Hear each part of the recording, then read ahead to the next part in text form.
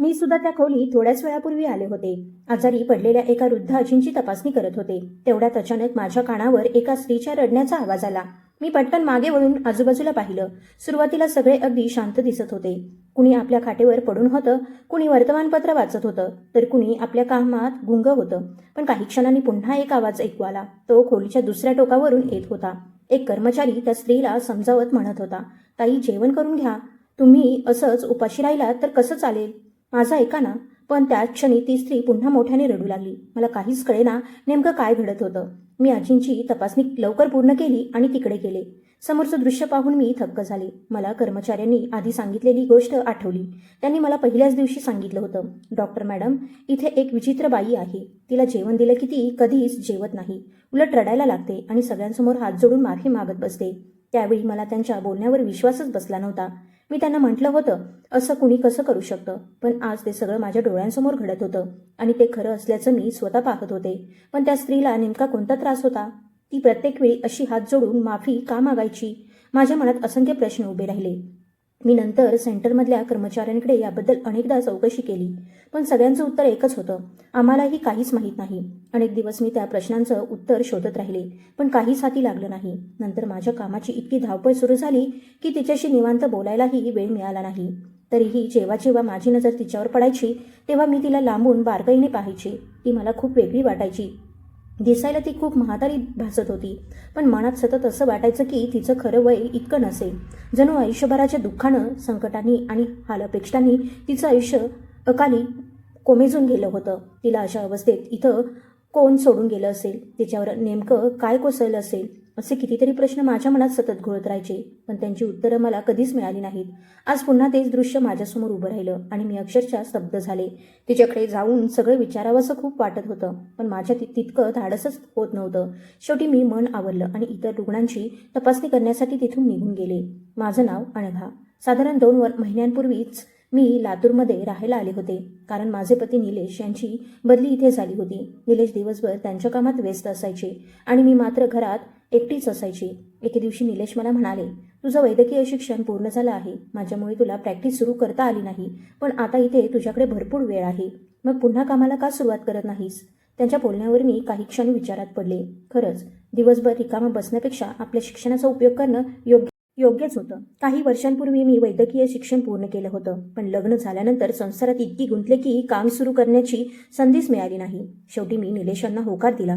निलेशांनी त्यांच्या काही ओळखीच्या लोकांशी बोलून माझ्यासाठी चौकशी केली. काही दिवसांनी ते घरी आले आणि हसत म्हणाले, तुझ्यासाठी 2 चांगल्या संधी आहेत. एक म्हणजे शहरातल्या मोठ्या रुग्णालयात काम करता येईल आणि दुसरी म्हणजे एका सेवा केंद्रात डॉक्टर म्हणून काम करण्याची संधी आहे. आता निर्णय तुझा, तुला कुठे काम करायला आवडेल? निलेशचं बोलणं ऐकल्यावर मी काही क्षण विचारात पडले.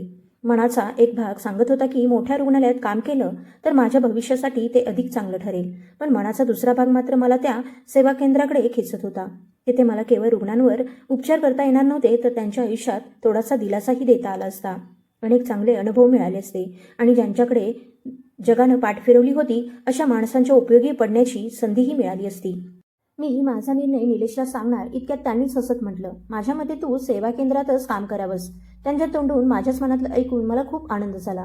मीही हसत म्हणाले, आपल्या दोघांची विचार करण्याची पद्धत किती सारखी आहे ना. त्यानंतर मी त्या शहरातल्या सेवा केंद्रात कामाला जाऊ लागले. हळूहळू माझाही दिवस तिथेच जाऊ लागला. सकाळी घरातून निघायचं आणि संध्याकाळी परतायचं. पण खरं सांगायचं तर त्या सेवा केंद्रात राहणाऱ्या प्रत्येक व्यक्तीचं आयुष्य पाहिलं की मन अक्षरशः हेलावून जायचं. प्रत्येकाच्या आयुष्यात वेगळीच वेदना दडलेली होती. कुणाला स्वतःच्या मुलानं स्वीकारलं नव्हतं, कुणा स्त्रीला नवऱ्यानं सोडलं होतं आणि त्या धक्क्यातून ती खोल नैराश्यात गेली होती. तिच्या घरच्यांनीही तिची साथ सोडली होती. एखादी विधवा स्त्री भावाच्या आणि वहिनीच्या घरातून हाकलली गेली होती. अशा असंख्य कहाण्या रोज माझ्यासमोर उलगडत होत्या. हे सगळं पाहिलं की मन भरून यायचं. मी स्वतःलाच वारंवार विचारायचे, आपलीच माणसं एवढी कठोर कशी होऊ शकतात? भाऊ, वहिनी किंवा इतर नातलगांनी साथ सोडली तर एक वेळ समजून घेता येईल, पण ज्या आईवडिलांनी आपल्या लेकरांसाठी आयुष्यभर कष्ट केले, स्वतःच्या इच्छा बाजूला ठेवल्या, आपल्या तरुणपणाचा प्रत्येक क्षण मुलांच्या भविष्यासाठी खर्च केला, त्यांनाच वृद्धापकाळात अशी एकाकी सोडून देण्याइतकं कठोर मन मुलांचं कसं होत असेल? त्यांना क्षणभरही आपल्या आईवडिलांच्या त्यागाची आठवण होत नसेल का? ज्यांनी हात धरून चालायला शिकवलं, पोटच्या लेकरासाठी स्वतःच्या सुखाचा त्याग केला, त्यांच्या प्रत्येक गरजेची काळजी घेतली, त्याच माणसांना शेवटी विसरणे इतकं सोपं कसं वाटत असेल असे कितीतरी प्रश्न माझ्या मनात सतत घोळत राहायचे, पण त्या प्रश्नांची उत्तरं माझ्याकडे नव्हती. काळ पुढे सरकत गेला. ते सेवा केंद्र आता माझ्यासाठी केवळ कामाचं ठिकाण राहिलं नव्हतं, तर ते माझं दुसरं घरच बनलं होतं. तिथल्या प्रत्येकाशी बोलावंसं वाटायचं, त्यांच्या वेदना ऐकाव्याशा वाटायच्या आणि शक्य तितकी मदत करावीशी वाटायची. कारण माझे आईवडील माझ्या लहानपणीच मला या जगात एकटं सोडून कायमचे निघून गेले होते. त्यामुळे त्या सेवा केंद्रातल्या प्रत्येक वृद्ध व्यक्तीमध्ये मी माझ्या आईवडिलांचा चेहरा शोधत राहायचे. त्यांच्यात मला माझ्या आईवडिलांचीच माया जाणवायची. म्हणूनच त्या ठिकाणी काम करताना मला एक वेगळं समाधान मिळायचं. असं करत करत 1 वर्ष कधी निघून गेलं ते कळलंच नाही. दिवसाचा बहुतेक वेळ मी तिथेच घालवू लागले होते. एक दिवस नेहमीप्रमाणे मी सगळ्या रुग्णांची तपासणी करत होते. तेवढ्यात एका वृद्ध आजींची प्रकृती अचानक खूप खालावली. त्यांच्याशी माझं एक वेगळंच नातं जडलं होतं. त्या मला माझ्या आईचीच आठवण करून द्यायच्या. त्यांना कर्करोग झाला होता आणि आजार शेवटच्या टप्प्यात पोहोचला होता. त्यांची बिघडलेली अवस्था पाहून माझी गालमेल झाली. हातपाय थरथर कापू लागले. पुन्हा एकदा माझी आई माझ्यापासून दूर जाणार असल्याची भीती मनात घर करून बसली. आम्ही तातडीने कर्करोग तज्ज्ञांना बोलावलं. त्यांनी शक्य ते सर्व प्रयत्न केले, पण नियतीसमोर कुणाचंच काही चालत नाही. शेवटी त्या आम्हाला कायमच्या सोडून गेल्या. त्या दिवशी पुन्हा एकदा मला जाणवलं की प्रत्येकाच्या आयुष्याचा शेवटचा क्षण आधीच ठरलेला असतो. तो बदलण्याचा अधिकार कुणाकडेच नसतो. जन्म आणि मृत्यू यांचा निर्णय फक्त परमेश्वराच्या हाती असतो. त्यांच्या इच्छेशिवाय झाडाचं एक पानसुद्धा हलत नाही. पण तरीही काही माणसांना स्वतःच्या सामर्थ्याचा इतका गर्व असतो की त्यांना वाटतं आपण काहीही करू शकतो, कुणाच्याही आयुष्याची खेळू शकतो. म्हणूनच त्यांना आपल्या चुकीच्या कर्मांची भीतीही वाटत नाही. आजच्या जगात स्वार्थ इतका वाढला आहे की माणुसकी मागे पडत चालली आहे. माझी आई मला नेहमी एक गोष्ट सांगायची, अनघा, आयुष्यात कधीही अहंकाराला जवळ करू नकोस. यश मिळालं म्हणून इतरांवर उपकार केल्यासारखं वागू नकोस. उलट तुझ्या यशातून इतरांनाही आनंद मिळेल अशी वाट निवड. आणि आयुष्यात संकट आली तर घाबरू नकोस. ती परमेश्वराची परीक्षा समज. तो जर अडचणी देत असेल तर त्यातून बाहेर पडण्याचा मार्गही तोच दाखवतो. त्यावेळी मी लहान होते, त्यामुळे आई सांगायची ती प्रत्येक गोष्ट माझ्या डोक्यावरून जायची. तिच्या शब्दांचा खरा अर्थ मला तेव्हा समजत नव्हता, पण जसजशी मी मोठी होत गेले, आयुष्याचे वेगवेगळे अनुभव येऊ लागले, तसतसं आईचं प्रत्येक वाक्य किती खरं होतं याची जाणीव मला होत गेली. त्या दिवशी त्या वृद्ध आजींचं निधन झालं आणि मी अक्षरशः कोसळले. मला पुन्हा एकदा असंच वाटलं की माझी आई मला सोडून कायमची निघून गेली. मी जेव्हा जेव्हा सेवा केंद्रात जायचे तेव्हा त्यांना नक्की भेटायचे, त्यांच्या तब्येतीची काळजी घ्यायची, त्यांच्याशी मनमोकळ्या गप्पा मारायची. त्यांनाही माझ्यावर खूप माया होती. त्या मला नेहमी स्वतःच्या मुलीसारखंच वागवायच्या आणि प्रेमानं अनघा बाळ असं हाक मारायच्या. त्या दिवशी घरी परतल्यावर माझी तब्येतही बरी नव्हती. निलेशांनी मला पाहताच ते खूप घाबरले.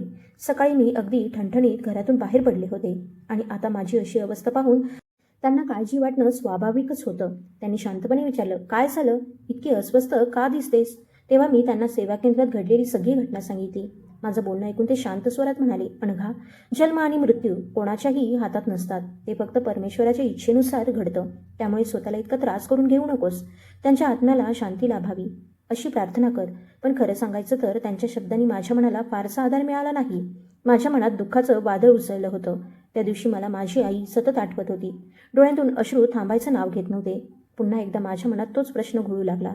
ज्या आई वडिलांनी आपल्या लेकरांसाठी आयुष्यभर झिजून जगलं, त्यांनाच वृद्धापकाळात एकटं सोडून देण्याइतकं कोठर मन माणसाचं कसं होत असेल?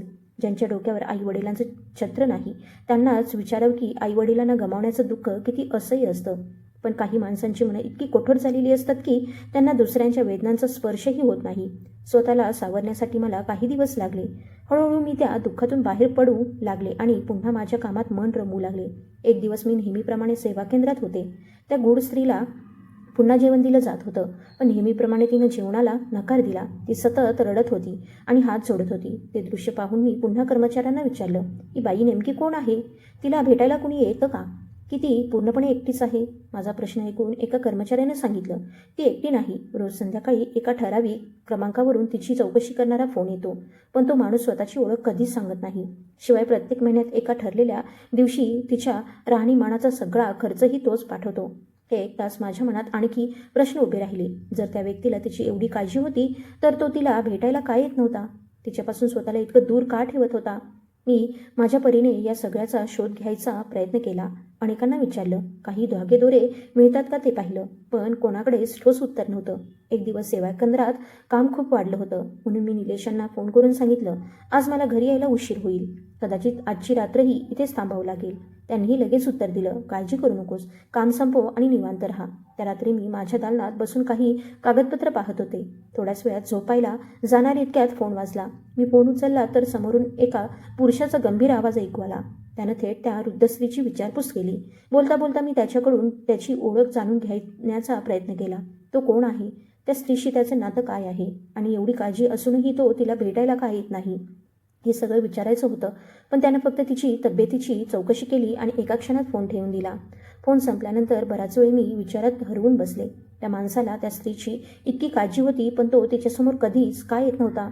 यापूर्वी कर्मचाऱ्यांकडून मला आणखी एक गोष्ट कळली होती. त्या माणसानं त्यांना स्पष्ट सूचना दिल्या होत्या की तो फोन करतो किंवा दर महिन्याला पैसे पाठवतो. याची कल्पना त्या वृद्ध स्त्रीला अजिबात देऊ नये. ही गोष्ट मला आणखीच गूढ वाटत होती. या सगळ्या रहस्याचा उलगडा काही केला होत नव्हता. मनात अनेक प्रश्नांची गर्दी झाली होती. बराच वेळ त्याच विचारात बसून राहिले. शेवटी थकवा जाणवू लागला आणि मी दुसऱ्या मजल्यावर असलेल्या माझ्या खोलीत झोपायला गेले. खालच्या मजल्यावर सेवा केंद्रात राहणाऱ्या सर्वांसाठी खोल्या होत्या, तर दुसऱ्या मजल्यावर कर्मचाऱ्यांच्या राहण्याची स्वतंत्र व्यवस्था करण्यात आली होती. दुसऱ्या दिवशी सकाळी मी नेहमीपेक्षा लवकरच सेवा केंद्रातून घरी निघाले, कारण मागच्या रात्री उशिरापर्यंत काम केल्यामुळे खूप थकवा आला होता आणि झोपही फार उशिरा लागली होती. दिवसामागून दिवस जात होते. काळ पुढे सरकत होता आणि माझी वैद्यकीय प्रशिक्षणाची मुदतही आता हळूहळू पूर्णत्वाकडे वाटचाल करत होती. एक दिवस निलेश माझ्याशी बोलताना म्हणाले, अनघा, अजून काही काळ तू प्रॅक्टिस करत राहा. मी थोडीफार बचत केली आहे. त्याचबरोबर कर्जाचीही चौकशी सुरू आहे. कर्ज मंजूर झाले की मला तुझ्यासाठी स्वतःचा दवाखाना सुरू करायचा आहे. त्यांचं हे बोलणं ऐकताच माझं मन आनंदाने भरून आलं. त्या क्षणी मला त्यांच्याबद्दल प्रचंड प्रेम आणि आदर वाटला. मी मनोमन विचार करू लागले, खरंच मी किती भाग्यवान आहे की मला इतका समजूतदार, काळजी घेणारा आणि माझ्या स्वप्नांना साथ देणारा जीवनसाथी मिळाला. लग्नाआधी मला कायम असंच वाटायचं की लग्न झाल्यावर माझं डॉक्टर होण्याचं स्वप्न अपूर्णच राहील. सासरच्या जबाबदाऱ्यांमध्ये मी इतकी अडकून जाईल की पुन्हा कधीच प्रॅक्टिस करता येणार नाही. पण लग्नानंतर काही दिवसातच निलेश यांनी मला पुन्हा काम सुरू करण्याचा सल्ला दिला. ते नेहमी म्हणायचे, अनघा, तुझ्या मेहनतीनं उभं केलेलं करिअर कधीही सोडू नकोस. त्यासाठी तू खूप कष्ट घेतले आहेत. तरीसुद्धा अनेकदा द्विधा मनस्थिती निर्माण व्हायची. जर मी पुन्हा काम सुरू केलं तर घराकडे पुरेसं लक्ष देता येईल का? भविष्यात मुलं झाली तर त्यांच्यासोबत वेळ घालवता येईल का? निलेश यांची योग्य प्रकारे काळजी घेता येईल का? प्रत्येक स्त्रीच्या मनात असे विचार कधीतरी येतातच. अनेकांच्या मते स्त्रीची पहिली जबाबदारी तिचं घर आणि कुटुंब असतं. ती डॉक्टर असो, अभियंता असो किंवा इतर कोणत्याही क्षेत्रात काम करणारी असो, समाजाची अपेक्षा एकच असते की तिनं घर उत्तम सांभाळावं. माझ्याही मनात असाच विचार अनेकदा यायचा. पण निलेशांच्या प्रोत्साहनामुळे मी पुन्हा माझ्या स्वप्नांकडे नव्यानं पाहायला सुरुवात केली. डॉक्टर होणं हे माझं लहानपणापासूनचं स्वप्न होतं आणि ते पूर्ण करण्यासाठी मी रात्रंदिवस मेहनत घेतली होती. मात्र लग्नानंतर काही काळ माझ्या मनात सतत संघर्ष सुरू होता. माझ्यासाठी खरंच सर्वात महत्त्वाचं काय, याचाच मी विचार करत राहायचे. त्या रात्री साधारण 12 वाजले असतील. अचानक माझ्या मोबाईलची घंटी वाजली. एवढ्या रात्री कोणाचा फोन असावा, या विचाराने मी दचकले. फोन उचलला तर सेवा केंद्रातील एका कर्मचाऱ्याचा घाईघाईत आवाज आला. तो म्हणाला, मॅडम, ती वृद्ध बाई जी जेवत नाही आणि सतत रडत सगळ्यांची माफी मागत असते, त्यांची प्रकृती अचानक खूप बिघडली आहे. झोपेत असल्यामुळे सुरुवातीला मला काहीच कळलं नाही, पण काही क्षणातच सगळी गोष्ट लक्षात आली. मी क्षणाचाही विलंब न करता गाडी काढली आणि थेट सेवा केंद्राकडे निघाले. तिथे पोहोचताच मी सरळ त्या वृद्ध स्त्रीच्या खोलीत गेले. आतलं दृश्य पाहून मी स्तब्ध झाले. तिथे शहरातील एक अत्यंत प्रसिद्ध उद्योगपती उभे होते. त्यांचा चेहरा मी अनेकदा वर्तमानपत्रात, दूरचित्रवाणीवर आणि समाजमाध्यमांवर पाहिला होता. शहरातील नामांकित उद्योगपतींपैकी त्यांची गणना होत असे. मोठमोठ्या कार्यक्रमांना, उद्घाटन समारंभांना आणि सन्मान सोहळ्यांना त्यांना विशेष निमंत्रण दिलं जायचं. अशा व्यक्तीला त्या वृद्ध स्त्रीच्या शेजारी पाहून माझ्या मनात असंख्य प्रश्न निर्माण झाले. त्यांचा आणि त्या स्त्रीचा नेमका संबंध काय असावा, हेच मला समजेना. तेवढ्यात एका कर्मचाऱ्याने मला सगळी माहिती सांगितली. तो म्हणाला, मॅडम, त्यांची प्रकृती खूप बिघडल्यावर आम्हालाही समजत नव्हतं कोणाला कळवावं, कारण त्यांना भेटायला कोणीच येत नव्हतं. मग आम्हाला आठवलं की रोज संध्याकाळी एका क्रमांकावरून त्यांची चौकशी करण्यासाठी फोन येतो, म्हणून आम्ही त्या क्रमांकावर संपर्क साधला. काही वेळातच हे साहेब इथे आले आणि त्यांनी स्वतःला त्या आजींचे पती असल्याचं सांगितलं. हे ऐकताच मला आणखी एक धक्का बसला. मी त्या उद्योगपतींकडे पुन्हा नीट पाहिलं. खरं सांगायचं तर त्यांना पाहिल्यावर असं वाटत होतं की ते आपल्या पत्नीपेक्षा वयानं लहान आहेत, किंवा कदाचित त्या स्त्रीवर आयुष्यभराच्या दुःखानं इतकी खोल छाप सोडली होती की त्या त्यांच्या खऱ्या वयापेक्षा खूपच वृद्ध दिसत होत्या. मी लगेच त्यांच्यावर उपचार सुरू केले. काही वेळानंतर त्यांची प्रकृती थोडी सुधारली आणि त्या शांत झाल्या. तेवढ्यात ते उद्योगपती तिथून निघू लागले. आम्ही त्यांना थांबवण्याचा खूप प्रयत्न केला, पण त्यांनी स्पष्टपणे नकार दिला आणि जाताना फक्त एवढंच म्हणाले, मी इथे आलो होतो हे त्यांना अजिबात सांगू नका. ते असं म्हणण्याचं कारणही स्पष्ट होतं. ते सेवा केंद्रात आले तेव्हा त्या वृद्ध स्त्री बेशुद्ध अवस्थेत होत्या, त्यामुळे त्यांना त्यांचं येणं कळलंच नव्हतं. त्या रात्री घरी परतल्यावर माझ्या मनात एकच विचार सतत घोळत राहिला. सकाळ होताच मी पुन्हा सेवा केंद्रात जाणार आणि त्या वृद्ध स्त्रीशी शांतपणे बोलून या सगळ्या रहस्यामागचं खरं कारण जाणून घेण्याचा नक्की प्रयत्न करणार, असा मी मनोमन निर्धार केला. दुसऱ्या दिवशी सकाळी मी सेवा केंद्रात पोहोचले तेव्हा त्या वृद्ध स्त्री नेहमीप्रमाणे आपल्या खाटेवर बसून रडत होत्या. त्यांच्यासमोर जेवणाचं ताट ठेवलेलं होतं, पण त्यांनी त्याला स्पर्शही केला नव्हता. मी लगेच त्यांच्याजवळ गेले आणि प्रेमानं म्हणाले, आई, कृपया थोडंसं तरी जेवून घ्या. तुम्ही असंच उपाशी राहिलात तर तुमची तब्येत आणखी खालावेल. त्यांनी माझ्याकडे एकटक पाहिलं. त्यांच्या डोळ्यात असंख्य वेदना दडल्या होत्या. त्या माझ्याकडे पाहतच राहिल्या, पण माझ्या एकाही प्रश्नाचं उत्तर दिलं नाही. मी पुन्हा त्यांना विचारलं, तुम्ही कोण आहात? तुम्हाला इथे कोण घेऊन आलं? तुमची मुलं आहेत का? तुमचे पती आहेत का? तुमच्या आयुष्यात नेमकं काय घडलं? पण त्या पूर्ण शांत बसल्या. काही क्षणांनी पुन्हा त्यांनी दोन्ही हात जोडले आणि थरथरत्या आवाजात म्हणू लागल्या, मला माफ करा, मला माफ करा. माझ्याकडून खूप मोठी चूक झाली आहे. त्यांचं बोलणं ऐकून माझ्या मनात आणखी प्रश्न निर्माण झाले. मी त्यांचा हात हलकेच धरला आणि विचारलं, तुम्ही कोणाची माफी मागत आहात? अशी कोणती चूक झाली की आजही तिचं ओझं तुम्ही मनात घेऊन जगत आहात? तुमच्यासोबत कुणीच नाही का? मी वारंवार विचारत राहिले, पण त्यांनी पुन्हा काहीच उत्तर दिलं नाही. त्या फक्त रडत राहिल्या आणि सतत माफी मागत राहिल्या. बराच वेळ प्रयत्न करूनही मला काहीच समजलं नाही. शेवटी वेळ होत असल्यामुळे मी तिथून निघाले आणि घरी आले. घरी आल्यावर मी निलेशांना त्या वृद्ध स्त्रीबद्दल सगळं सांगितलं. ते शांतपणे म्हणाले, अनघा, तू इतके प्रश्न विचारू नकोस. कोण जाणे त्या बिचाऱ्या किती मोठ्या दुःखातून गेल्या असतील. तुझे प्रश्न त्यांच्या जखमा पुन्हा उघडत असतील. निलेशांचं म्हणणं चुकीचं नव्हतं, पण माझ्या मनात निर्माण झालेली उत्सुकता आता आवरत नव्हती. मला कोणत्याही परिस्थितीत त्या स्त्रीचं रहस्य जाणून घ्यायचं होतं. त्या कोण होत्या? त्या प्रसिद्ध उद्योगपतींशी त्यांचं नातं नेमकं काय होतं? त्यांनी स्वतःला त्यांचे पती का म्हटलं होतं? या सगळ्या प्रश्नांची उत्तरं मला हवीच होती. दिवस वेगानं पुढे सरकत होते. निलेशांचं कर्जही मंजूर झालं होतं आणि लवकरच माझा स्वतःचा दवाखाना सुरू होणार होता. त्यानंतर मी कायमची तिथेच काम करणार होते, पण त्याआधी त्या वृद्ध स्त्रीचं गूढ उलगडावं अशी माझी मनापासून इच्छा होती. एक दिवस मी सेवा केंद्रात गेले तर त्या पहिल्यांदाच बागेतल्या एका बाकावर एकट्याच बसून रडत होत्या. आजवर मी त्यांना त्यांच्या खोलीबाहेर कधीच पाहिलं नव्हतं, त्यामुळे मला वाटलं आजच त्यांच्याशी मनमोकळं बोलण्याची योग्य वेळ आहे. मी हळूच त्यांच्याजवळ गेले. मला पाहताच त्या उठून निघू लागल्या.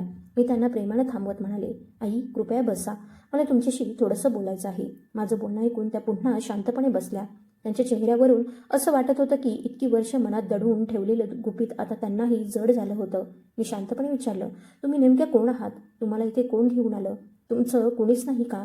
इतके दिवस मनात साचलेले सगळे प्रश्न मी एका दमात विचारून टाकले. माझं बोलणं ऐकून त्या काही क्षण गप्प बसल्या. मग खोल श्वास घेत म्हणाल्या, बाळा, माझ्याबद्दल जाणून घेऊन तुला काय मिळणार? मी खूप पापी स्त्री आहे. माझ्या हातून निष्पाप मुलांवर खूप अन्याय झाला आहे. त्यांचं हे वाक्य ऐकून मी अक्षरशः थक्क झाले. मला काहीच समजेना.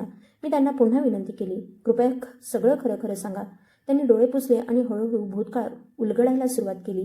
त्या म्हणाल्या, बाळा, ही गोष्ट त्या दिवसांची आहे जेव्हा माझे पती या जगातून निघून गेले. त्यांच्या जाण्यानंतर माझ्याकडे खाण्यापुरतं सुद्धा काही उरलं नव्हतं. आम्हाला मूलबाळ नव्हतं, त्यामुळे मी एका भाड्याच्या छोट्याशा घरात पूर्णपणे एकटी राहत होते.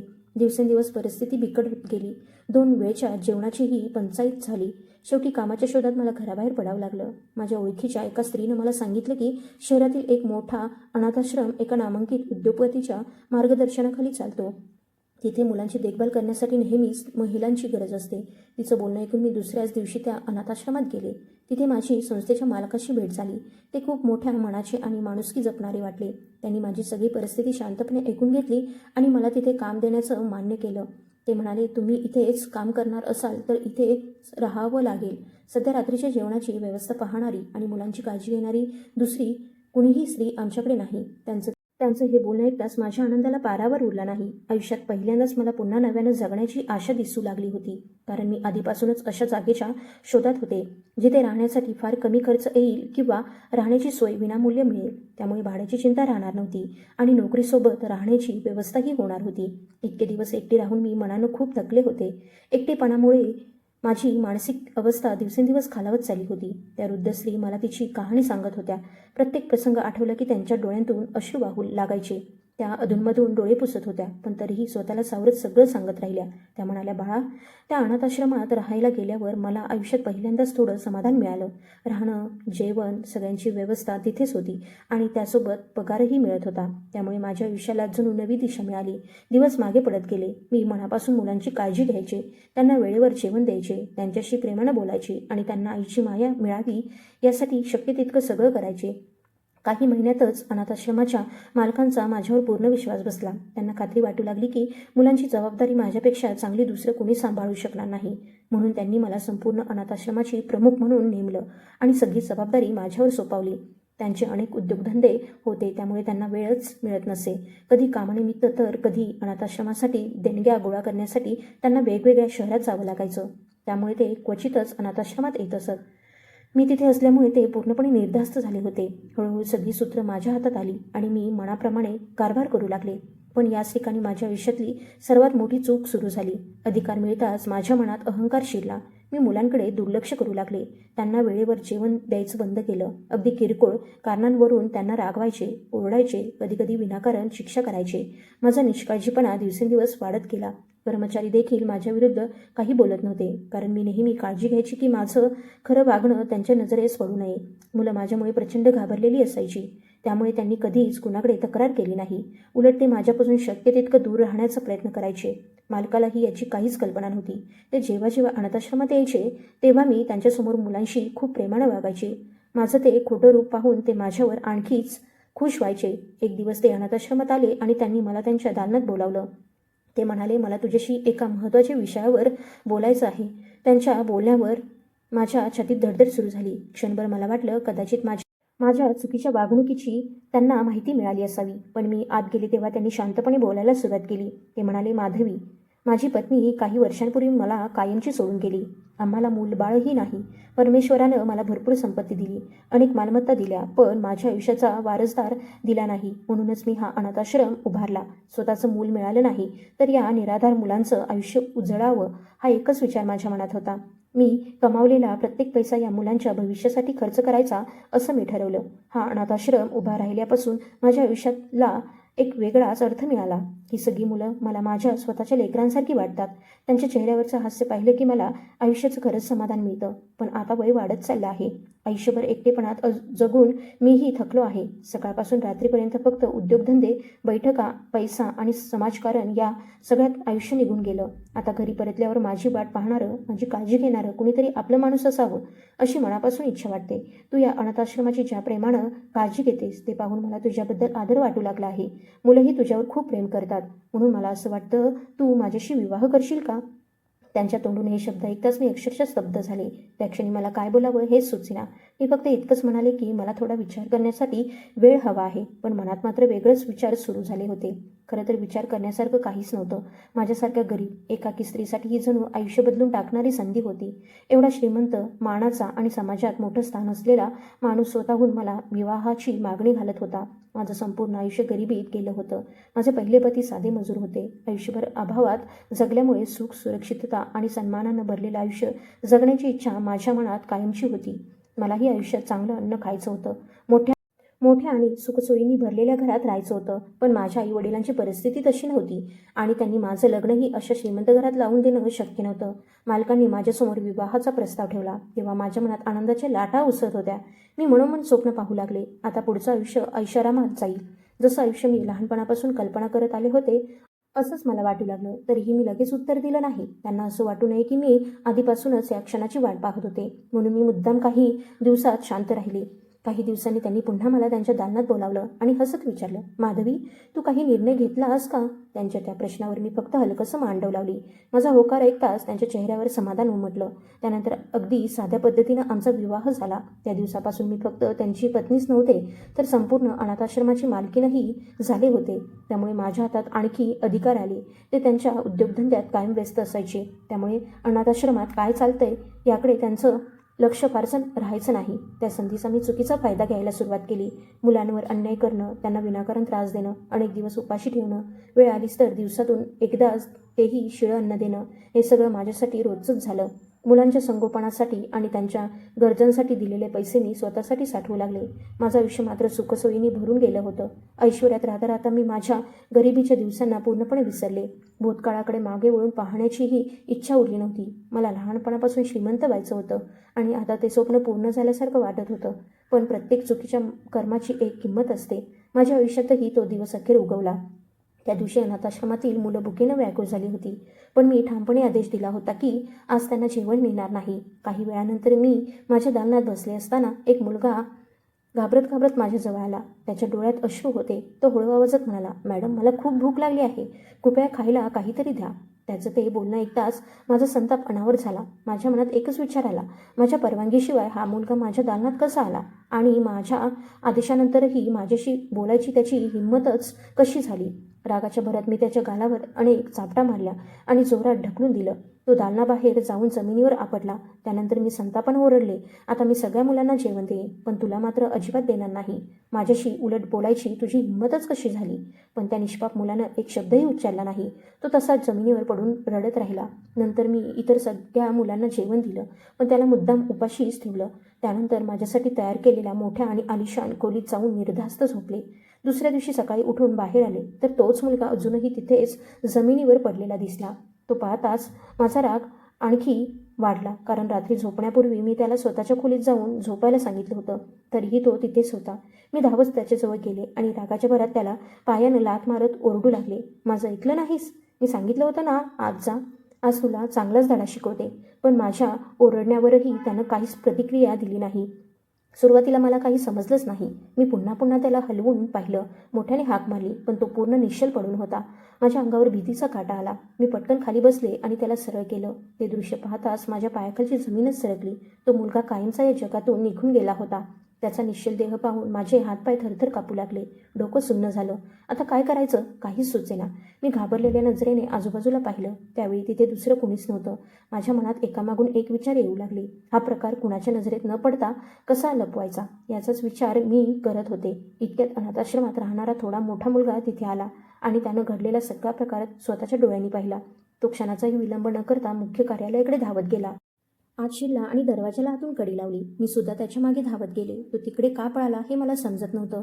मी खिडकीतून आत डोकावलं तेव्हा माझं हृदय जोरजोरात धडधडू लागलं. तो दूरध्वनीवर कुणाशी तरी बोलत होता.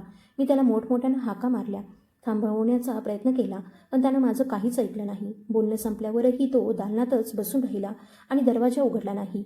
मी बाहेरून संतापानं ओरडत राहिले, "कोणाला फोन केलास? मला सांग, नाहीतर तुझंही बरं होणार नाही." पण माझ्या धमक्यांचा त्याच्यावर काहीच परिणाम झाला नाही, कारण त्याला ठाऊक होतं की तो आत सुरक्षित आहे आणि मी मात्र बाहेर उभी राहून पूर्णपणे गोंधळून गेले होते. पुढे काय होणार याची कल्पनाही मला येत नव्हती. तेव्हा माझ्या मनात एकच विचार आला, इथून जितक्या लवकर पळून जाईन तितकंच माझ्यासाठी बरं होईल. मी धावत माझ्या खोलीत गेले आणि आजवर साठवलेले सगळे पैसे, दागिने आणि मौल्यवान वस्तू एका पिशवीत भरू लागले, कारण खरं सांगायचं तर मला माणसांपेक्षा संपत्तीचाच जास्त मोह होता. एवढी संपत्ती तिथे सोडून जाण्याचा प्रश्नच नव्हता. मी ती पिशवी हातात घेऊन अनाथाश्रमाच्या बाहेर पडणार इतक्यात समोर माझे पती आत येताना दिसले. त्यांचा चेहरा संतापानं लालबुंद झाला होता. मला पाहताच त्यांनी एकामागून एक जोरदार चापटा मारायला सुरुवात केली. मी रडत त्यांना विचारत होते, माझी चूक तरी काय आहे? मी काय केलं आहे? पण सत्य हे होतं की त्या मोठ्या मुलानं आधीच त्यांना दूरध्वनीवर सगळा प्रकार सांगितला होता. त्यांनी माझ्या हातातून ती पिशवी हिसकावून घेतली आणि मला ओढत आत घेऊन गेले. मी सतत त्यांना विनवण्या करत राहिले, माझ्यावर विश्वास ठेवा, मी काहीच चुकीचं केलं नाही. पण त्यांनी माझं एकही शब्द ऐकून घेतलं नाही. आत गेल्यावर त्यांनी त्या मुलालाही बोलावलं आणि शांतपणे म्हणाले, "आता या स्त्रीसमोर जे काही घडलं ते सगळं खरं खरं सांग." तो मुलगा माझ्यामुळे खूप घाबरलेला होता, पण माझे पती त्याच्यासोबत असल्यामुळे त्याला धीर आला आणि त्यानं एकही गोष्ट लपवली नाही. तो म्हणाला, "या मॅडम आमच्यावर खूप अत्याचार करायच्या. अनेक दिवस आम्हाला जेवणही मिळायचं नाही. काल रात्रीही त्यांनी आम्हाला जेवण देण्यास नकार दिला. तेव्हा चिंटूनं फक्त भूक लागल्याचं सांगितलं, पण त्यावर त्यांनी त्याला खूप मारलं आणि माझ्याकडे जेवण मागायची तुझी हिंमतच कशी झाली असं म्हणत त्याला ढकलून दिलं." त्याचं बोलणं ऐकून मीच थक्क झाले, कारण मी हे सगळं माझ्या दालनात चिंटूशी बोलले होते. मग या मुलाला ते कसं माहीत झालं? तेव्हा तो पुढे म्हणाला, "मॅडम चिंटूला मारत होत्या तेव्हा मी खिडकीतून हे सगळं स्वतःच्या डोळ्यांनी पाहिलं." त्यांचं संपूर्ण बोलणं ऐकताच माझ्या पतींचा संताप आणखी वाढला. त्यांनी क्षणाचाही विलंब न करता मला त्या सेवा केंद्रात आणून सोडलं. आज या ठिकाणी राहून अनेक वर्ष झाली, पण त्या दिवसानंतर त्यांनी कधी माझी विचारपूस केली नाही ना ते मला भेटायला आले. एवढं सांगून त्या वृद्ध स्त्री पुन्हा ढसाढसा रडू लागल्या.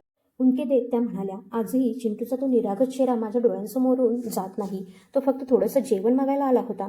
त्या दिवसापासून माझ्या घशाखाली अन्नाचा घास उतरत नाही. मी स्वतःला कधीच माफ करू शकत नाही. त्यांचं बोलणं ऐकून माझं मन अस्वस्थ झालं. एका निष्पाप मुलाशी एखादी स्त्री इतकी निर्दयी कशी वागू शकते, हा विचार माझ्या मनाला सतावत होता. पण त्याचवेळी त्यांच्या डोळ्यात दिसणारा पश्चातापही तितकाच खरा वाटत होता. त्यामुळे मी त्यांना आणखी काही बोलले नाही, कारण मी त्यांना याआधीही अनेकदा रडताना आणि प्रत्येकासमोर हात जोडून माफी मागताना पाहिलं होतं. काही क्षणांनी मी त्यांना शांतपणे म्हणाले, तुमचे पती तुमच्यावर आजही पूर्णपणे रागावलेले नाहीत. ते रोज संध्याकाळी इथे दूरध्वनी करून तुमच्या तब्येतीची चौकशी करतात आणि काही दिवसांपूर्वी तुमची प्रकृती खूप बिघडली होती. त्या रात्रीही ते तुम्हाला पाहायला इथे आले होते. माझं हे बोलणं ऐकताच त्यांच्या डोळ्यात आशेची एक हलकीशी ज्योत चमकून गेली, पण पुढच्या क्षणी ती पुन्हा मंदावली. त्या हळू आवाजात म्हणाल्या, जर ते खरंच मला भेटायला आले होते तर मला ते दिसले कसे नाहीत, आणि त्यांनी रोज माझी विचारपूस केली हे मला आजवर कुणीच का सांगितलं नाही. त्यांचा प्रश्न अगदी साहजिक होता. मी त्यांना शांतपणे उत्तर दिलं, तुमच्या पतींनी इथल्या कर्मचाऱ्यांना स्पष्ट सूचना दिल्या होत्या की त्यांच्या दूरध्वनीबद्दल किंवा ते पैसे पाठवतात याबद्दल तुम्हाला काहीही सांगायचं नाही. हे ऐकताच त्यांच्या डोळ्यांतून पुन्हा अश्रू वाहू लागले. त्यांनी थरथरत्या हातानं ते पुसले आणि माझ्याकडे पाहत म्हणाल्या, डॉक्टर मॅडम, तुम्ही माझ्यावर एक मोठी कृपा कराल का? मला फक्त एकदाच माझ्या पतींशी बोलायचं आहे. त्यांच्या पाया पडून मनापासून माफी मागायची आहे. त्यांच्या आवाजातला पश्चाताप आणि डोळ्यातलं दुःख पाहून माझं मन पाझरलं. मी त्यांचा हात हातात घेत म्हणाले, काळजी करू नका. मी तुम्हाला त्यांची भेट घडवून आणण्याचा नक्की प्रयत्न करेन. दुसऱ्याच दिवशी मी त्या क्रमांकावर दूरध्वनी केला, ज्या क्रमांकावरून रोज संध्याकाळी चौकशीसाठी फोन यायचा. समोरून पुन्हा तोच गंभीर पुरुषी आवाज ऐकू आला. मी त्यांना संपूर्ण सत्य सांगितलं. त्यांच्या पत्नीची कहाणी मला समजली असल्याचं सांगितलं. त्या आजही सतत रडतात, प्रत्येक क्षणी स्वतःच्या चुकीबद्दल माफी मागतात आणि मनापासून पश्चाताप करत आहेत, हेही त्यांना सांगितलं. शेवटी मी विनंती केली, कृपया एकदा तरी या, त्यांना भेटा. त्यांना फक्त तुमची माफी हवी आहे. पण सुरुवातीला ते माझं एकही म्हणणं ऐकून घ्यायला तयार नव्हते. अतिशय कठोर आवाजात ते फक्त एवढंच म्हणाले, त्या निर्दयी स्त्रीनं एका निरागस लेकरावर जे अत्याचार केले ते मी आयुष्यभर विसरू शकत नाही. ते पुढे म्हणाले, तिनं माझ्या प्रत्येक चांगुलपणाचा, माझ्या विश्वासाचा आणि माझ्या माणुसकीचा विश्वासघात केला. एका निरागस लेकराचं आयुष्य तिच्या हातून हिरावलं गेलं. अशा स्त्रीला मी कधीच माफ करू शकत नाही. आज मी फक्त तिची प्रकृती कशी आहे याची चौकशी करतो. त्या पलीकडे माझ्याकडून काहीही होणार नाही. तरीही मी त्यांना पुन्हा पुन्हा विनंती करत राहिले. शेवटी ते थोडे शांत झाले आणि म्हणाले, सध्या मी शहराबाहेर आहे. 2-3 दिवसांनी परत आलो की एकदा भेटायला येतो. त्यांचं उत्तर ऐकून मी त्यांचे मनापासून आभार मानले आणि दूरध्वनी ठेवला. ही आनंदाची बातमी मी माधवी यांना सांगितली तेव्हा त्यांच्या डोळ्यांतून अश्रू वाहू लागले. पण यावेळी त्या अश्रूंमध्ये वेदनेपेक्षा समाधान आणि आशेचा एक नवीन किरण होता. 2 दिवस कसे गेले ते कळलंच नाही. ठरल्याप्रमाणे संध्याकाळी ते सेवा केंद्रात आले. मी त्यांना माझ्या दालनात बसवलं आणि एका कर्मचाऱ्याला सांगितलं, जाऊन माधवी यांना बोलावून आण. काही वेळातच माधवी आत आल्या. इतक्या वर्षानंतर आपल्या पतींना समोर पाहताच त्यांनी लाजेनं मान खाली घातली आणि दाराजवळ शांतपणे उभ्या राहिल्या. काही क्षणांनी त्या धावत त्यांच्या पायांशी जाऊन बसल्या. रडत रडत म्हणाल्या, मालक, मला माफ करा. माझ्याकडून फार मोठं पाप झालं. लोभानं माझे डोळे झाकले होते. मला माझ्या चुकीची शिक्षा मिळाली आहे. सुरुवातीला त्यांच्या पतींनी चेहरा दुसरीकडे वळवून घेतला, पण माधवी यांचा पश्चाताप, त्यांचं रडणं आणि त्यांची आर्तविनवणी पाहून त्यांचं मन हळूहळू विरघळलं. त्यांनी अलगद त्यांना उठवलं आणि खुर्चीवर बसवलं. माधवी यांचे हात अजूनही जोडलेले होते आणि त्यांचे हुंदके थांबत नव्हते. काही क्षण शांतता पसरली. मग त्यांनी जे शब्द उच्चारले ते ऐकून आम्ही सगळे स्तब्ध झालो. ते म्हणाले, माधवी, मी तुला शिक्षा दिली कारण मला वाटलं की तुला तुझ्या चुकीची जाणीव व्हावी. तू केलेल्या पापाचं प्रायश्चित्त करावंस. आज तुझ्या डोळ्यातला पश्चाताप खरा आहे हे मला दिसत आहे, म्हणून आज मी तुला मनापासून माफ करतो. हे ऐकताच माधवी अक्षरशः कोसळल्या. त्या आणखी मोठ्यानं रडू लागल्या. पण त्या अश्रूंमध्ये आता दुःख नव्हतं. अनेक वर्षांपासून मनावर ठेवलेलं अपराधाचं ओझं जणू एका क्षणात हलकं झालं होतं. त्यांच्या चेहऱ्यावर एक विलक्षण शांतता आणि समाधान उमटलं होतं. त्यानंतर त्यांचे पती प्रेमानं म्हणाले, चल आता माझ्यासोबत घरी चल. हे ऐकताच माधवी यांच्या चेहऱ्यावर पुन्हा जगण्याचं हास्य फुललं. काही वेळानंतर ते दोघंही एकत्र तिथून निघून गेले. जाताना माधवी यांनी माझ्या दूरध्वनी क्रमांकही घेतला. त्या हसत म्हणाल्या, नंतर निवांत तुमच्याशी बोलते. माझ्या आयुष्यात तुम्ही देवदूतासारखे आलात. त्यांचं बोलणं ऐकून माझ्याही मनाला खूप समाधान मिळालं. दिवस मागे पडत गेले. माझा स्वतःचा दवाखाना पूर्ण तयार झाला आणि त्याचं उद्घाटनही मोठ्या उत्साहात पार पडलं. त्यानंतर माझा प्रत्येक दिवस रुग्णांच्या सेवेत जाऊ लागला.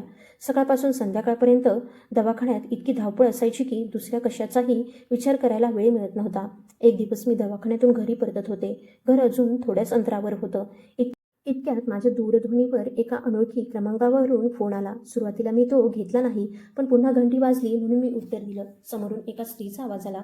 मी कितीही प्रयत्न केला तरी तो आवाज ओळखू शकले नाही. त्या हसत म्हणाल्या, "डॉक्टर मॅडम, मला ओळखलंच नाही का?" मी क्षणभर गोंधळले आणि विचारलं, "आपण कोण बोलत आहात?" त्यावर त्या मंद हसल्या आणि म्हणाल्या, "डॉक्टर, मी माधवी, जिचं आयुष्य फक्त तुमच्यामुळे बदललं." त्यांचं नाव ऐकताच माझ्या चेहऱ्यावर आपोआप हसू उमटलं. त्या पुढे म्हणाल्या, "एक दिवस आमच्या अनाथाश्रमात नक्की या. मला तुमची भेट घ्यायची आहे." मी त्यांना सांगितलं, "माधवी, सध्या दवाखाना नुकताच सुरू झाला आहे, त्यामुळे कामाचा खूप ताण आहे, पण वेळ मिळाला की मी नक्की येईन." माझं उत्तर ऐकून त्या खुश झाल्या आणि म्हणाल्या, "तुम्ही मोकळ्या झाल्यावर नक्की या, मी वाट पाहते." पण कामाच्या व्यापात मी इतकी गुरफटले की त्यांना दिलेलं वचनच विसरून गेले.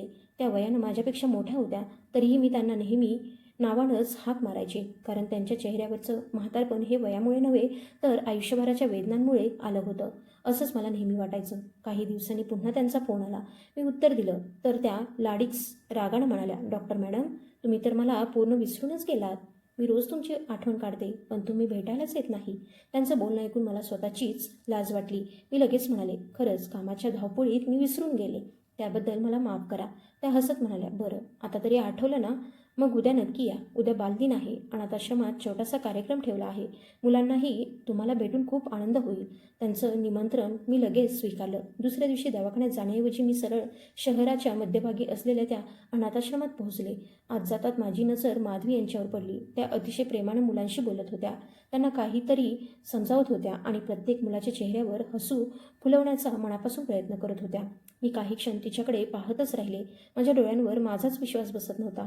ही तीच माधवी होती का, जी काही महिन्यांपूर्वी सेवा केंद्रात दिवसभर रडत बसायची, प्रत्येकाला हात जोडून माफी मागायची आणि स्वतःच्या अपराधाच्या ओझ्याखाली अक्षरशः कोमेजून गेली होती? आज मात्र तिच्या चेहऱ्यावर वेगळंच तेज होतं. ती खूप प्रसन्न दिसत होती. काही महिन्यांपूर्वी वृद्ध वाटणारी माधवी आज कितीतरी तरुण भासत होती. तेव्हा मला माझ्या मनातला जुना विचार पुन्हा आठवला. सुरुवातीपासूनच मला वाटायचं की माधवीचं खरं वय इतकं नाही, जितकी ती म्हातारी दिसते. खरंच परिस्थिती माणसाच्या शरीरावर आणि चेहऱ्यावर किती खोल परिणाम करते, याचं ते जिवंत उदाहरण होतं. मन आनंदी असेल तर त्याचं ते चेहऱ्यावर आपोआप उमटतं. पण दुःख, अपराधीपणा आणि सततची वेदना माणसाला वेळेआधीच म्हातारं करून टाकतात. माधवीची नजर माझ्यावर पडताच त्या धावत माझ्याकडे आल्या आणि मला घट्ट मिठी मारली. मी सुद्धा त्यांना तितक्याच प्रेमानं मिठी मारली. त्यांच्या आयुष्यात लोभानं एक मोठी चूक घडवली होती, पण आता त्या मनापासून बदलल्या होत्या. त्यांनी स्वतःला पुन्हा उभं केलं होतं आणि त्या बदलाचा मला मनापासून आनंद होत होता. त्यानंतर त्या मला त्यांच्या दालनात घेऊन गेल्या. मोठी, स्वच्छ आणि प्रसन्न अशी ती खोली होती. मी समोरच्या आसनावर बसले. त्यांनी मला प्रेमानं बसवलं आणि स्वतः बाहेर गेल्या. थोड्याच वेळात त्या नाश्ता घेऊन परत आल्या. आम्ही दोघी निवांत बसलो आणि त्या उत्साहानं अनाथाश्रमात झालेल्या बदलांबद्दल सांगू लागल्या. त्या म्हणाल्या, "आता मुलांसाठी दिवसातून 3 वेळा पौष्टिक जेवणाची व्यवस्था केली आहे. कपडे आणि खेळणी यांच्यासाठी स्वतंत्र दालन तयार केलं आहे. मुलांना जेव्हा जे हवं असेल ते ते स्वतः निवडू शकतात. जुन्या गाद्या आणि खाटा बदलून नवीन व्यवस्था केली आहे. प्रत्येक मुलाला घरासारखी ऊब मिळावी यासाठी आम्ही प्रयत्न करत आहोत."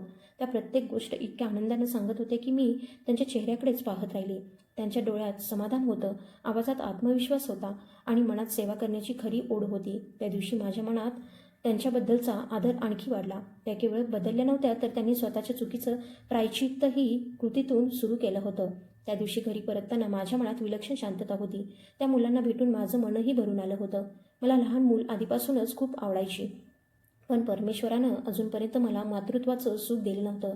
त्यामुळे मनात एक कोपरा कायम रिकामा वाटायचा. एक दिवस मी आणि निलेश निवांत बसलो होतो. सहज मी दूरचित्रवाणी सुरू केली. त्यावर लहान मुलांचा कार्यक्रम सुरू होता. त्या निरागस चेहऱ्यांकडे पाहताना माझे डोळे नकळत पाणावले. आमच्या लग्नाला बरीच वर्ष झाली होती. हळूहळू माझ्या आशाही मावळत चालल्या होत्या. माझ्या डोळ्यातले अश्रू पाहून निलेश हळूच म्हणाले, "अनघा, काय झालं?" मी मनातलं सगळं त्यांना सांगितलं. त्यांनी माझा हात हातात घेतला आणि हसत म्हणाले, "आपल्याला स्वतःचं मूल नाही म्हणून आयुष्य अपूर्ण होत नाही. आपण एखाद्या निराधार लेकराला आपलं प्रेम देऊया. आपण एखादं मूल दत्तक घेऊ." त्यांचं बोलणं ऐकून मी काही क्षण शांत झाले. सुरुवातीला हा विचार मला थोडा वेगळा वाटला, पण जितका विचार केला तितका तो मनाला पटू लागला. दुसऱ्याच दिवशी मी माधवी यांना फोन करून माझी इच्छा सांगितली. त्या खूप आनंदल्या आणि म्हणाल्या, "उद्या लगेच या." दुसऱ्या दिवशी मी आणि निलेश अनाथाश्रमात गेलो. तिथे 2 वर्षांचा एक गोंडस मुलगा माझ्या नजरेस पडला. त्याच्या डोळ्यात निरागसपणा आणि चेहऱ्यावर निरागस हास्य होतं. मी त्याच्याजवळ जाताच त्यानं माझ्याकडे पाहिलं. हळूच हात पुढे केला आणि माझं बोट घट्ट धरलं. पुढच्या क्षणी तो स्वतःहून माझ्या कुशीत आला. त्या क्षणी मला जे समाधान, माया आणि पूर्णत्व जाणवलं तसं मी आयुष्यात कधीच अनुभवलं नव्हतं. जणू तो माझीच वाट पाहत होता. आवश्यक सगळी कागदपत्र पूर्ण करून आम्ही त्याला घरी घेऊन आलो. आम्ही त्याचं नाव अथर्व ठेवलं. त्या दिवसापासून आमच्या आयुष्यात आनंदाचं एक नवीन पर्व सुरू झालं. आज अथर्व 6 वर्षांचा झाला आहे. या सगळ्या वर्षात एकदाही मला असं वाटलं नाही की तो आम्ही जन्म दिलेला मुलगा नाही. तो आमच्यावर जीवापाड प्रेम करतो आणि आम्हीही त्याच्यावर तितकंच प्रेम करतो. आज आमचं कुटुंब पूर्ण झालं आहे. आजही मी त्या सेवा केंद्रात कधी जाते तेव्हा माझं मन भरून येतं. तिथे राहणाऱ्या प्रत्येक वृद्ध व्यक्तीकडे पाहताना एकच प्रश्न मनात उभा राहतो. आपल्या आईवडिलांना अशा अवस्थेत एकटं सोडून देताना काहींच्या मनाला खरंच काहीच वाटत नसेल का? ज्यांनी आपल्याला चालायला शिकवलं, आयुष्य घडवलं, त्यांना शेवटच्या काळात साथ न देणं यापेक्षा मोठं दुःख कोणतं असू शकतं? आजही जर मला एखादा माणूस आपल्या आईवडिलांशी उद्धटपणे वागताना दिसला तर मी त्याला नक्की समजावते. कारण वृद्धापकाळात आईवडिलांना पैशापेक्षा जास्त गरज असते ती आपल्या माणसांच्या सहवासाची, प्रेमाची आणि आधाराची. त्यांचं मन जपणं हीच खरी आपली जबाबदारी आहे. या संपूर्ण प्रवासानं मला एक गोष्ट कायमची शिकवली. चूक प्रत्येकाकडून होऊ शकते, पण स्वतःची चूक मान्य करणं, मनापासून पश्चाताप करणं आणि ती सुधारण्यासाठी आयुष्य अर्पण करणं हीच माणुसकीची खरी ओळख आहे. लोभ, अहंकार आणि निर्दयीपणा माणसाला क्षणभर मोठं दाखवू शकतात, पण शेवटी ते त्यांच्याकडचं सगळं हिरावून घेतात. त्याउलट प्रेम, सेवा, क्षमा आणि करुणा आयुष्याला असा अर्थ देतात जो कोणत्याही संपत्तीपेक्षा मोठा असतो. म्हणून आपल्या आयुष्यात भेटणाऱ्या प्रत्येक माणसाशी प्रेमानं वागूया. आईवडिलांचा, ज्येष्ठांचा आणि निराधारांचा सन्मान करूया. कारण शेवटी माणूस त्यांच्या संपत्तीमुळे नव्हे तर त्याच्या माणुसकीमुळे मोठा ठरतो. आणि लक्षात ठेवा, आपण जगताना किती पैसा कमावला हे काळ विसरतो, पण आपण किती माणसं जपली, किती अश्रू पुसले आणि किती जीवांना आधार दिला हे आयुष्य कायम लक्षात ठेवतं. खरी श्रीमंती बँकेत नसते, ती आपल्या मनात आणि आपल्या कर्मात असते.